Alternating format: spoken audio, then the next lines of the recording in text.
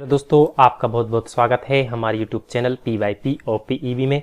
दोस्तों मैं कमलेश साहू और मैं आज आपको पुनः प्रोविजनल एग्जामिनेशन बोर्ड का पुलिस कांस्टेबल टेस्ट 2018-2017 का प्रीवियस ईयर क्वेश्चन पेपर लेकर आया हूं। दोस्तों आज ही हमारा थर्ड पार्ट है। इसके पहले मैंने पुलिस कांस्टेबल रिक्वायरमेंट टेस्ट 2017 के 2 पार्ट्स की वीडियो को बना रखा है। अगर आपने उन पार्ट्स को नहीं देखा है तो आप हमारे डिस्क्रिप्शन बॉक्स में जाकर उन पार्ट्स को देख सकते हैं।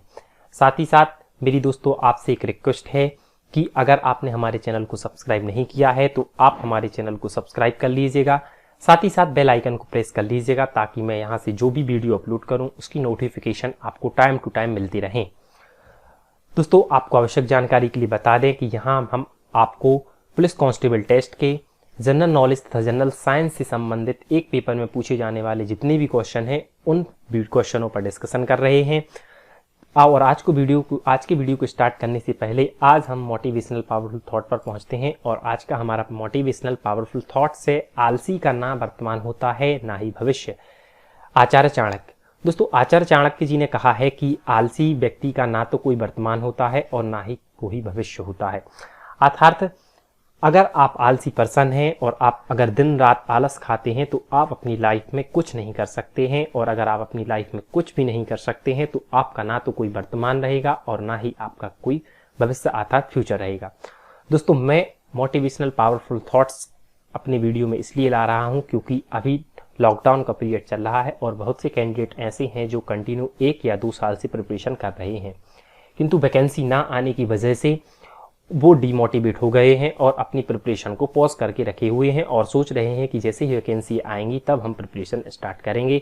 तो उनसे मेरी एक रिक्वेस्ट है कि आप अपनी प्रिपरेशन को स्टार्ट कर दीजिए, आप आलस को पूर्ण रूप से त्याग दीजिए क्योंकि वैकेंसी जल्द ही आने वाली है।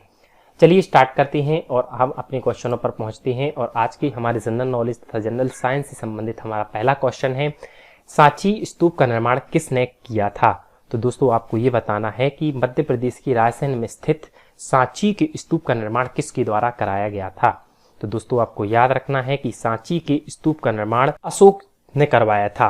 अर्थात इस प्रकार इसका राइट आंसर सम्राट अशोक होगा। दोस्तों आपको याद रखना है कि सांची की जो स्तूप है वह मध्य प्रदेश की रायसेन जिले में स्थित है। इसका निर्माण मौर्य वंश से संबंधित सम्राट अशोक ने करवाया था। साथ ही साथ इनका निर्माण 3री शताब्दी ईसा पूर्व हुआ था। अब यहाँ स्तूपों की संख्या की बात कर ली जाए तो यहाँ स्तूपों की संख्या 3 है।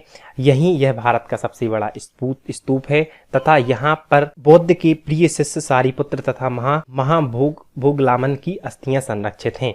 तथा दोस्तों आपको याद रखना है कि इसके चारों ओर एक रेलिंग बनी हुई है जो शुंग काल से संबंधित है। साथ ही साथ यहाँ पर पुरातात्विक संग्रहालय स्थित है जिसका निर्माण सर जॉन मार्शल ने 1919 में करवाया था। दोस्तों हम हर एक क्वेश्चन से रिलेटेड इंपोर्टेंट फैक्ट को भी डिस्कशन कर रहे हैं क्योंकि ये फैक्ट आपके एग्जाम में पूछे जा चुकी हैं। दोस्तों आपको आवश्यक जानकारी के लिए बता दें कि सांची के स्तूप को 1989 में यूनेस्को की विश्व धरोहर सूची में शामिल किया गया था।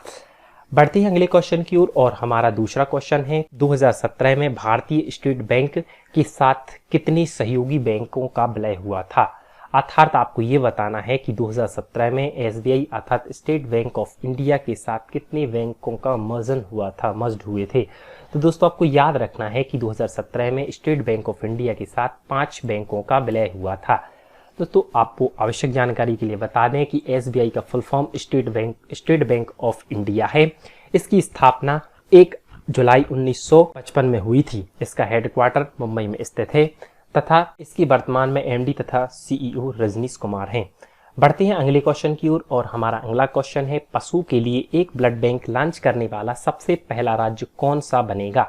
तो दोस्तों आपको याद रखना है कि पशु के लिए एक ब्लड बैंक लॉन्च करने वाला भारत का पहला राज्य उड़ीसा बनेगा। दोस्तों आपको आवश्यक जानकारी के लिए बता दें कि उड़ीसा की कैपिटल भुवनेश्वर है। यहाँ के CM का नाम नवीन पटनायक है तथा यहाँ के गवर्नर का नाम गणेशी लाल है। दोस्तों आपको याद रखना है कि उड़ीसा में ही व्हीलर द्वीप है जहाँ पर अग्नि 5 मिसाइल का सफलतापूर्वक परीक्षण किया गया था। साथ ही साथ व्हीलर द्वीप का नाम बदलकर APJ अब्दुल कलाम द्वीप कर दिया गया है। बढ़ते हैं अगले क्वेश्चन की ओर और हमारा अगला क्वेश्चन है, पोखरण में पहले नाभिकीय विस्फोट के साथ निम्नलिखित में से कौन वैज्ञानिक संबंध थे? तो दोस्तों आपको याद रखना है कि पोखरण में पहली नाभिकीय विस्फोट के साथ भारतीय वैज्ञानिक राजा रमन्ना संबंधित थे।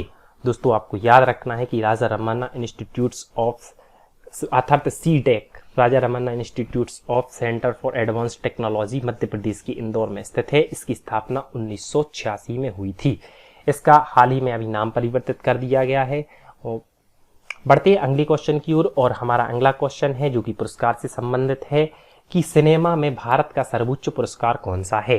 Which is India's highest awards in cinema, अर्थात सिनेमा में भारत का सर्वोच्च पुरस्कार कौन सा है।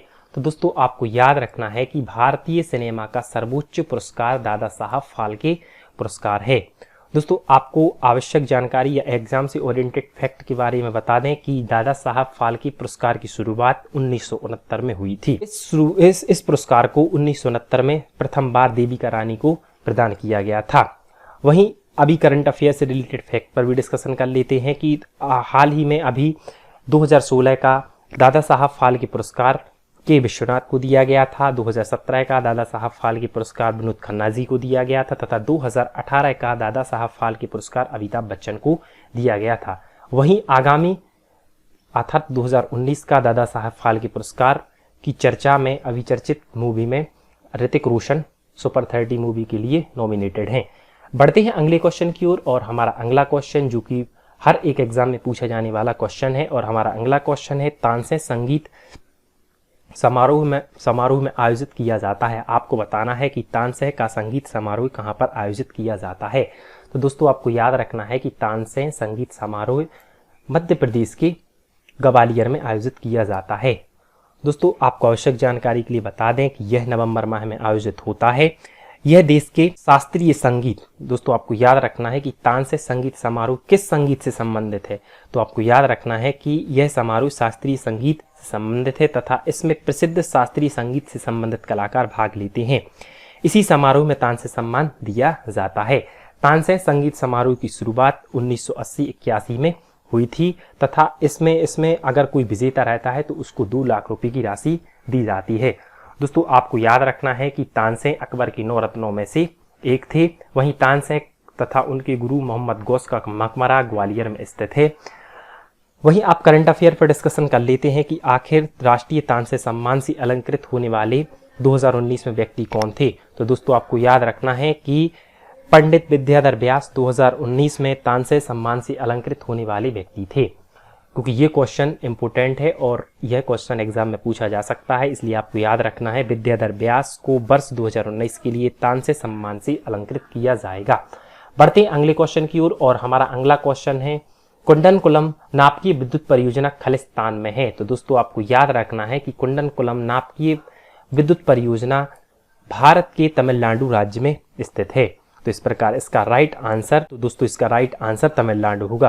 दोस्तों आपको आवश्यक जानकारी के लिए बता दें कि जो भारत का तमिलनाडु राज्य है, इसकी राजधानी चेन्नई है। यहाँ के अगर सीएम की बात की जाए तो यहाँ के सीएम का नाम E.K. पलानीस्वामी है तथा यहाँ के राज्यपाल का नाम बनवारी लाल पुरोहित है। बढ़ते हैं अगले क्वेश्चन की ओर, और हमारा अगला क्वेश्चन है जो कि बांध से संबंधित है। भांगड़ा नांगल बांध किस नदी पर निर्मित है। तो दोस्तों आपको याद रखना है कि भांगड़ा नांगल बांध भारत की सतलज नदी पर स्थित है। बढ़ते हैं अगले क्वेश्चन की ओर, और हमारा अगला क्वेश्चन जनगणना से संबंधित है। 2011 की जनगणना के अनुसार मध्य प्रदेश की औसतन साक्षरता क्या थी। तो दोस्तों आपको याद रखना है कि 2011 की जनगणना के अनुसार मध्य प्रदेश की औसतन साक्षरता दर अर्थात लिटरेसी रेट 2011 की जनगणना के अनुसार मध्य प्रदेश की साक्षरता दर हमारा ऑप्शन थर्ड 69.32% थी। दोस्तों आपको याद रखना है कि वहीं भारत की साक्षरता लगभग 74% के समीपन थी। तो इस प्रकार आपको अगर मध्य प्रदेश की पूछा जाए तो मध्य प्रदेश की औसतन साक्षरता दर 2011 के अनुसार 69.32% थी। दोस्तों आपको आवश्यक जानकारी के लिए बता दें कि पुरुष साक्षरता दर 80.5% थी, वहीं महिला साक्षरता दर 60% के करीबन थी। अगर आपसे मध्य प्रदेश की सर्वाधिक साक्षरता वाला जिला पूछा जाए तो आपको याद रखना है कि मध्य प्रदेश का सबसे ज़्यादा साक्षरता वाला जिला अर्थात सबसे ज़्यादा लिटरेसी वाला डिस्ट्रिक्ट जबलपुर है, जिसकी साक्षरता 82.47% थी। तथा न्यूनतम साक्षरता वाला जिला आपको याद रखना है कि मध्य प्रदेश की सबसे ज़्यादा अनुसूचित जनजाति तथा अनुसूचित जाति तथा जनजाति अर्थात अलीराजपुर न्यूनतम साक्षरता वाला जिला है। बढ़ते हैं अगले क्वेश्चन की ओर और हमारा अगला क्वेश्चन जो कि विश्वनाथ आनंद खालिस्तान के प्रसिद्ध खिलाड़ी हैं। तो दोस्तों आपको याद रखना है कि विश्वनाथ आनंद बैडमिंटन के एक प्रसिद्ध खिलाड़ी हैं। दोस्तों इस प्रकार इसका राइट आंसर बैडमिंटन होगा। दोस्तों आपको याद रखना है कि विश्वनाथ आनंद भारत के किस राज्य से संबंधित हैं। तो अगर आपसे कभी ये क्वेश्चन पूछा जाए कि विश्वनाथ आनंद भारत के किस राज्य से संबंधित हैं, तो दोस्तों आपको याद रखना है कि विश्वनाथ आनंद भारत के तमिलनाडु राज्य से संबंधित हैं। वहीं इनके इंपोर्टेंट फैक्ट की बात कर ली जाए तो इन्होंने 5 बार विश्व शतरंज चैंपियनशिप का खिताब जीत चुके हैं। बढ़ते हैं अगले क्वेश्चन की ओर और हमारा अगला क्वेश्चन है मालवा क्षेत्र में सबसे महत्वपूर्ण शहर कौन सा है। तो दोस्तों आपको याद रखना है कि मालवा का सबसे महत्वपूर्ण शहर, आप ऑप्शन से भी स्किप कर सकते हैं, तो इसका राइट आंसर उज्जैन तथा इंदौर होगा। दोस्तों आपको याद रखना है कि मालवा की गंगा क्षिप्रा नदी को कहा जाता है तथा मध्य प्रदेश का मालवा सबसे ज्यादा गेहूं उत्पादन के लिए फेमस है तथा मध्य प्रदेश की मालवा के क्षेत्र में काली मिट्टी पाई जाती है। बढ़ते हैं अगले क्वेश्चन की ओर और हमारा अगला क्वेश्चन जो कि पॉलिटी अर्थात संविधान से संबंधित है, राज्यपाल का कार्यकाल कितना होता है। तो दोस्तों आपको याद रखना है कि गवर्नर अर्थात राज्यपाल का प्रमुख कार्यकाल या राज्यपाल का कार्यकाल 5 वर्ष का होता है। दोस्तों आपको आवश्यक जानकारी के लिए बता दें कि संवैधानिक प्रावधान अनुच्छेद आर्टिकल 153, आपको याद रखना है आर्टिकल 153 के अनुसार देश में प्रत्येक राज्य का एक राज्यपाल होगा। साथ ही साथ आपको याद रखना है एक ही व्यक्ति 2 या 2 से अधिक राज्यों का राज्यपाल हो सकता है। आप अभी आपने देखा होगा कि मध्य प्रदेश के 27वें राज्यपाल का नाम लालजी दास टंडन है और उनकी अभी हाल ही में वह बीमार हुए हैं। तो अतिरिक्त प्रभार के रूप में उत्तर प्रदेश की राज्यपाल अभी मध्य प्रदेश का अतिरिक्त प्रभार लिए हुए हैं और अभी मध्य प्रदेश के राज्यपाल का अतिरिक्त प्रभार आनंदीबेन पटेल लिए हुए हैं। तो इस प्रकार संविधान के आर्टिकल 153 के अनुसार प्रत्येक राज्य का एक राज्यपाल होगा। साथ ही साथ एक व्यक्ति को 2 या 2 से अधिक राज्यों का राज्यपाल नियुक्त किया जा सकता है। वहीं अगर कार्यकाल की बात की जाए तो आर्टिकल 156 के अनुसार राज्यपाल का कार्यकाल 5 वर्ष का होता है। वहीं आर्टिकल 155 के अनुसार राज्यपाल की नियुक्ति राष्ट्रपति द्वारा की जाती है तथा राज्यपाल अपना त्यागपत्र राष्ट्रपति जी को ही देता है। बढ़ते हैं अगले क्वेश्चन की ओर और हमारा अगला क्वेश्चन शब्दावली से संबंधित है। शब्द ड्यूस, आपको बताना है शब्द ड्यूस किससे संबंधित है। दोस्तों आपको याद रखना है कि शब्द ड्यूस टेनिस से संबंधित है। बढ़ते हैं अगले क्वेश्चन की ओर और हमारा अगला क्वेश्चन है होम रूल लीग की स्थापना इनके द्वारा की गई थी। आपको बताना है होम रूल लीग की स्थापना किसके द्वारा की गई थी। तो दोस्तों आपको याद रखना है कि होम रूल लीग की स्थापना एनी बेसेंट के द्वारा की गई थी। बढ़ते हैं अगले क्वेश्चन की ओर और हमारा अगला क्वेश्चन है पहला गैर America type person of the year कौन था।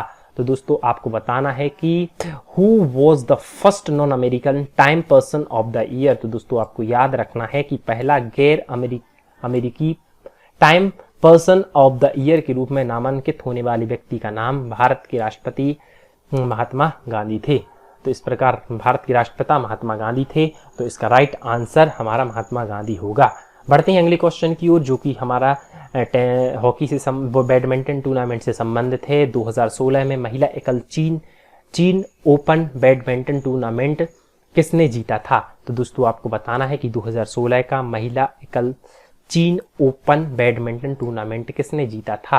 तो आपको याद रखना है कि पीवी सिंधु ने जीता था। दोस्तों आपको आवश्यक जानकारी के लिए बता दें कि पीवी सिंधु मध्य प्रदेश भारत के किस राज्य से संबंधित हैं। तो पीवी सिंधु भारत के हैदराबाद राज्य से संबंधित हैं। उसी राज्य से मध्य प्रदेश भारत की ही बैडमिंटन की खिलाड़ी साइना नेहवाल संबंधित है।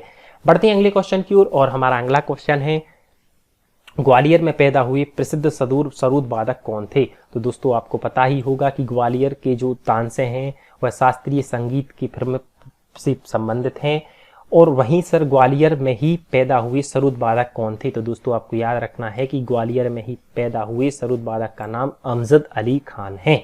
बढ़ते हैं अगले क्वेश्चन की ओर और हमारा अगला क्वेश्चन है 2016 में समुद्र में असाधारण शौर्य के लिए अंतरराष्ट्रीय समुद्री संगठन का पुरस्कार खालिस्तान को प्रदान किया गया था। तो दोस्तों आपको याद रखना है कि 2016 में समुद्र में असाधारण शौर्य के लिए अंतरराष्ट्रीय समुद्री संगठन पुरस्कार के रूप में कैप्टन राधिका मेमन को प्रदान किया गया था। बढ़ते हैं अगले क्वेश्चन की ओर और हमारा अगला क्वेश्चन है उच्चतम न्यायालय, जो कि हमारा सुप्रीम कोर्ट से संबंधित है, कि सुप्रीम कोर्ट अर्थात उच्चतम न्यायालय के मूल अधिकार क्षेत्र में शामिल है। आपको यह बताना है ऑप्शन को पढ़ के कि उच्चतम न्यायालय के मूल क्षेत्र में, मूल अधिकार क्षेत्र में किसको इंक्लूड किया जाएगा। तो दोस्तों पहला हमारा ऑप्शन है आतंकवाद संबंधित मामले, दूसरा ऑप्शन है भारतीय संघ की विभिन्न इकाइयों के बीच विवाद, थर्ड ऑप्शन है आपराधिक मामले और फोर्थ ऑप्शन है राष्ट्रीय अखंडता के विषय के मुद्दों पर। तो दोस्तों आपको याद रखना है कि सुप्रीम कोर्ट से अगर कोई भी अगर मूल अधिकार के क्षेत्र में भारतीय संघ की विभिन्न इकाइयों के बीच विवाद को सम्मिलित किया जाएगा। बढ़ते हैं अगले क्वेश्चन की ओर और हमारा अगला क्वेश्चन है वे भारतीय जिन्हें रमन मैग्सेसे पुरस्कार 2016 से सम्मानित किया गया था वह टी.एम. कृष्ण और कौन थे।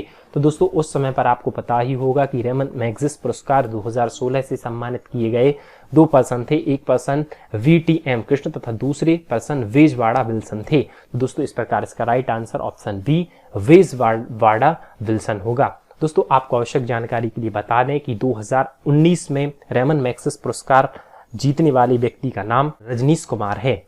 बढ़ते हैं अगले क्वेश्चन की ओर और अगले क्वेश्चन जो कि हमारे जनरल साइंस से संबंधित हैं। तो अगले के क्वेश्चन को जनरल साइंस से संबंधित क्वेश्चन है और हमारा जनरल साइंस का क्वेश्चन, हमारा पहला क्वेश्चन जनरल साइंस का है कि धानियां खलिस्तान से भरी हुई गुहिकाएं हैं। तो आपको याद रखना है कि रस धामनियां कोशिका रस अर्थात सेल से भरी हुई गुहिकाएं हैं। बढ़ते हैं अगले क्वेश्चन की ओर और हमारा अगला क्वेश्चन है प्लास्टर ऑफ पेरिस को इसमें संग्रहित करते हैं। तो आपको याद रखना है कि प्लास्टर ऑफ पेरिस को मॉइस्चर प्रूफ कंटेनर अर्थात नमी रोधी पात्र में संग्रहित करते हैं। बढ़ते हैं अगले क्वेश्चन की ओर और हमारा अगला क्वेश्चन है प्रकाश का अपवर्तन निम्न के लिए उत्तरदायी होता है। तो दोस्तों आपको याद रखना है कि तारों का टिमटिमाना एक प्रकाश के अपवर्तन की प्रक्रिया का उदाहरण है। तो इसका राइट आंसर अर्थात refraction of light is responsible for twinkling of stars अर्थात तारों का टिमटिमाना से संबंधित है। वहीं बढ़ते हैं अगले क्वेश्चन की ओर और हमारा अगला क्वेश्चन है भारत में तेल के कुएं यहां पाए जाते हैं। तो दोस्तों आपको याद रखना है कि भारत में तेल के कुएं डिगबोई अर्थात डिगबोई, इस प्रकार राइट आंसर डिगबोई असम में भारत में तेल के कुएं पाए जाते हैं। तो दोस्तों इसका राइट आंसर होगा असम। बढ़ते हैं अगले क्वेश्चन की ओर और हमारा अगला क्वेश्चन है निम्नलिखित में से उत्पादक को चिन्हित करता है। आपको spot the producer from the following, आपको बताना है कि प्रोड्यूसर अर्थात निम्नलिखित में से उत्पादक को कौन चिन्हित करेगा। तो दोस्तों इसका राइट आंसर ग्रास होगा अर्थात घास इसका राइट आंसर होगा। तो बढ़ते हैं अगले क्वेश्चन की ओर और हमारा अगला क्वेश्चन है एक कवक का नाम बताइए जो भंडारित अनाजों को प्रभावित करता है। दोस्तों आपको बताना है कि दोस्तों आपको याद रखना है उस एक कवक का नाम बताइए जो भंडारित अनाज को प्रभावित करता है। तो दोस्तों आपको पता ही होगा कि अगर हम स्टोर करके फूड्स ग्रेन्स को रख देते हैं तो उसमें फंगस अर्थात कवक लग जाती है। तो आपको उस एक कवक का नाम बताना है जो भंडारित अनाज को प्रभावित करता है। तो दोस्तों आपको याद रखना है इस पर ग्लिस्म अर्थात हमारा थर्ड ऑप्शन है एस पर गिलम्स एक ऐसा कवक है अर्थात यह एक ऐसा फंगस है जो भंडारित अनाज को प्रभावित करता है। बढ़ते हैं अगले क्वेश्चन की ओर और अगला क्वेश्चन है नवजात शिशु निम्न के कारण अपने भार 2 माह में 2 गुना कर लेता है। तो दोस्तों आपको याद रखना है कि शरीर की कोशिकाओं की संख्या में वृद्धि के कारण एक नवजात शिशु अपने भार को 2 माह में 2 गुना कर लेता है। अगला क्वेश्चन है पौधों के सभी भागों का सबसे वह आवरण निम्न से बना होता है। तो दोस्तों आपको बताना है कि जो पौधे रहते हैं अर्थात जो प्लांट्स रहते हैं उनका जो आउटर मोस्ट कवरिंग अर्थात बाहरी आवरण प्लांट्स की खलिस्तान से बनी रहती है। तो दोस्तों आपको याद रखना है कि डर्मल टिश्यू अर्थात इसका राइट आंसर होगा डर्मल टिश्यू अर्थात त्वचीय ऊतक से इसकी जो outer most covering of the plants बनी रहती है। दोस्तों आपको आवश्यक जानकारी के लिए बता दें कि हमारा जो फर्स्ट ऑप्शन है जाइलम, तो जाइलम का जा और जा से आप याद रख सकते हैं जल अर्थात अगर प्लांट्स में जल का सप्लाई होना है तो जल का सप्लाई को जाइलम करता है। वहीं फ्लोएम का काम रहता है फ्लो मतलब अगर भोज्य पदार्थ बन चुके हैं तो उनको प्लांट्स के अलग अलग पार्ट्सों पर सप्लाई करना फ्लोएम का काम रहता है। बढ़ते हैं अगले क्वेश्चन की ओर और हमारा अगला क्वेश्चन है, मृदा की तैयारी करने के उपरांत इस कृषि अभ्यास का अनुकरण किया जाता है। सपोज मान के चलिए आपने मृदा को तैयार कर लिया है, तो उसके बाद आप क्या करेंगे, तो आप सोविंग अर्थात बुआई करेंगे ना, तो इसका राइट आंसर होगा बुआई। बढ़ते हैं अगले क्वेश्चन की ओर और हमारा अगला क्वेश्चन है, प्लास्टिक की थैलियों को ना कहें और ना कहें। अब एक अभी आपको पता ही होगा कि स्वच्छ भारत स्वस्थ भारत के अंतर्गत ये सब जगह बोला जाता है कि प्लास्टिक की थैलियों को ना कहें, अर्थात पॉलीथिन के बैग्स को बंद किया जाए तथा कपड़े की थैली को हाँ कहें। क्योंकि तो आपको पता ही होगा कि ये एनवायरमेंट फ्रेंडली होते हैं। क्यों होते हैं, तो आज इसका आपको इस क्वेश्चन में बताता है कि प्लास्टिक की थैलियों को ना कहें और कपड़े के बैगों को हाँ कहें। ऐसा क्यों, तो दोस्तों आपको याद रखना है, ऐसा इसलिए क्योंकि प्लास्टिक आर नॉन बायोडिग्रेडेबल, अर्थात प्लास्टिक अजैव निम्ननीय है। दोस्तों इसका मतलब क्या होता है, तो मैं आपको बता रहा हूं डिटेल से कि प्लास्टिक रहता है वह नॉन बायोडिग्रेडेबल की कैटेगरी में आते हैं। तो दोस्तों आपको याद रखना है कि अगर कोई भी ऑर्गेनिक मैटर रहते हैं वह दो प्रकार के होते हैं, एक रहता है बायोडिग्रेडेबल और दूसरा रहता है नॉन बायोडिग्रेडेबल। तो दोस्तों बायोडिग्रेडेबल वे ऑर्गेनिक मैटर होते हैं जो ऑक्सीजन, अर्थात अगर वह उनमें ऑक्सीजन मिले तो माइक्रो ऑर्गेनिज्म ऑक्सीजन की प्रेजेंस में उनको डीकम्पोजिशन कर देते हैं। तो ऐसे biodegradable organic matter environment friendly होते हैं क्योंकि वह एनवायरमेंट में डीकम्पोज हो जाते हैं। जबकि नॉन बायोडिग्रेडेबल ऑर्गेनिक मैटर ऐसे रहते हैं जो ऑक्सीजन की प्रेजेंस में माइक्रो ऑर्गेनिज्म के द्वारा डीकम्पोज नहीं हो पाते हैं। तो इस प्रकार हम कह सकते हैं कि नॉन बायोडिग्रेडेबल ऑर्गेनिक मैटर वो होते हैं जो सूक्ष्म जीवों द्वारा डीकम्पोज, अर्थात उनको नष्ट नहीं किया जा सकता। हमें पता है कि प्लास्टिक नॉन बायोडिग्रेडेबल की कैटेगरी में आता है क्योंकि अगर प्लास्टिक का कोई भी डिकम्पोजिशन नहीं हो पाता है, इसलिए वह एनवायरमेंट के लिए हानिकारक होता है। तो इसका राइट आंसर होगा प्लास्टिक जैव निम्नी, अर्थात प्लास्टिक आर नॉन बायोडिग्रेडेबल। पढ़ते हैं अगले क्वेश्चन की ओर और हमारा अगला क्वेश्चन है, एक पादप कोशिका में जीव द्रव्य कुचन को खलिस्तान के रूप में परिभाषित किया गया है। तो आपको याद रखना है कि प्लाज्मोसाइसिस को अर्थात प्लाज्मोलाइसिस को अतिपरासी माध्यम के केंद्रीय कोशिकीय द्रव का संकुचन के रूप में परिभाषित किया गया है। बढ़ते हैं अगले क्वेश्चन की ओर, विद्युत फ्यूज को खलिस्तान में जोड़ा जाता है। आपको यह बताना है कि विद्युत फ्यूज आखिर लगाते कहाँ हैं। तो हमारा फर्स्ट ऑप्शन है ऊर्जा मीटर के आसपास, तो यहाँ तो लगाते नहीं है। थर्ड ऑप्शन है उदासीन तार के पास, ये भी नहीं है। फोर्थ ऑप्शन है भूत तार के पास, ये भी नहीं है। तो आपको याद रखना है ऑन दी लिप वायर, अर्थात विद्युतमय तार पर हम विद्युत फ्यूज को जोड़ते हैं। दोस्तों बढ़ते हैं अगले क्वेश्चन की ओर और हमारा जो कि अंतिम क्वेश्चन है, मौसम विभाग ने एक दिन भारी तूफान और बिजली पूर्व अनुमान किया था और राधा एक छाता लेकर बाहर जाना चाहती है, लेकिन उसे सलाह दी जाती है कि उसे ना ले जाए। क्योंकि तो आपको पता ही है कि जैसे ही मौसम विभाग द्वारा भारी तूफान और बिजली का पूर्व अनुमान होगा तो उस दिन बिजली गिरेगी। और दोस्तों इसलिए राधा से बोला गया है कि आप छाता लेकर बाहर इसलिए नहीं जाएं क्योंकि बादलों में विद्युत विसर्जन छाते के धातु भागों तक जा सकता है। तो इसका राइट आंसर होगा हमारा फर्स्ट ऑप्शन। दोस्तों आपको याद रखना है कि बड़ी बड़ी इमारतें या बड़ी बड़ी इमारतें या बड़े बड़े जो नगर मंदिर रहते हैं उनमें इस बिजली से बचने के लिए या इस बादलों की बिजली से बचने के लिए त्वरित आघात लगाए जाते हैं।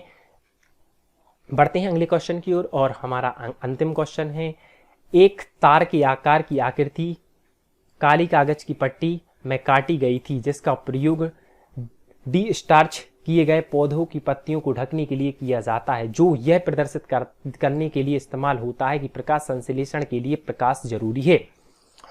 प्रयोग के अंत में जब पत्ती को आयोडीन द्वारा स्टार्च के लिए परीक्षण किया जाता है तो पत्ती में तारे की आकृति ऐसी पाई जाएगी। तो दोस्तों जैसे ही हम पत्ती में आयोडीन द्वारा स्टार्च किया जाएगा तो परीक्षण के द्वारा आपको याद रखना है कि ब्लू ब्लैक अर्थात नीली काली तरह की आकृति पाई जाएगी। दोस्तों इस प्रकार आज के हमारे जनरल नॉलेज तथा जनरल साइंस के क्वेश्चनों का डिस्कशन यहीं पर समाप्त होता है।